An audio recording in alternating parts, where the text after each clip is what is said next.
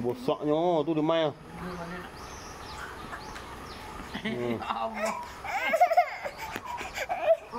Dia main adik tu. Main dekat dah kita ada. Dia. Adik yang panggil gajah yang besar sangat dik. Awak takut. Awak takut dik. Dia.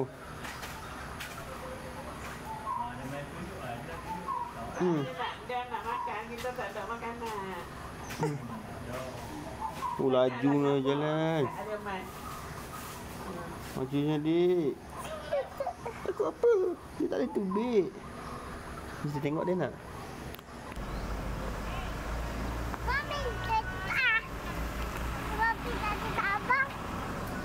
Biar. Duduk jalan meriuk.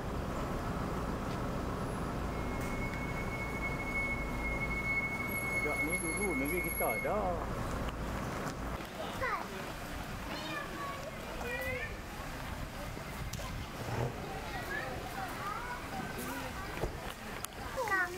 Nak tengok.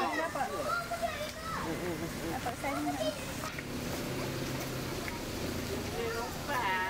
Tu Saif tidur lagi kecil lagi baru 2 bulan.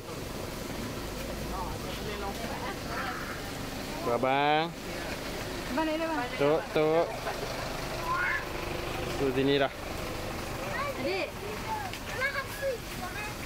Ibrahim. Adik buat beg. Tengok harimau. Tidur dah. Tu. Jalan. Lompat boleh main. Tutup.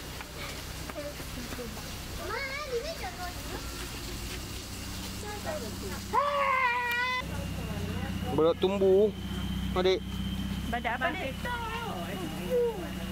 Adik, Bapa buat video ni. Adik. Bucuk. Bang. Iban dia yang bucuk. Nak lompat tu. Oh dia bau daging tadi. Bau ah. Dia jilat juga. Lapar dia tu. Ambil video 2-3 saat berhenti. Jangan beri penuh tu siap tu. Tu buruk enggang, tu dah tengok buruk enggang. Dah kan? Enggak. Tu tunjuk burung mana? Tu atas pokok. Mana?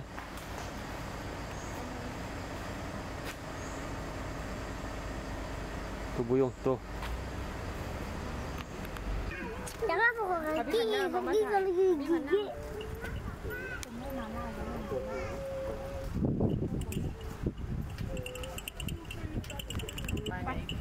Kenapa itu marah? Ni malah dunia.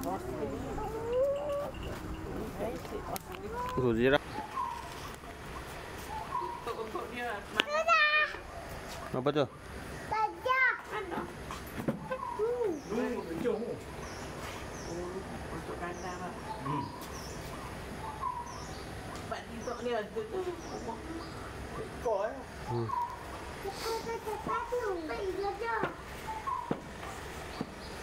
Allah Akbar. Dia mandi dulu.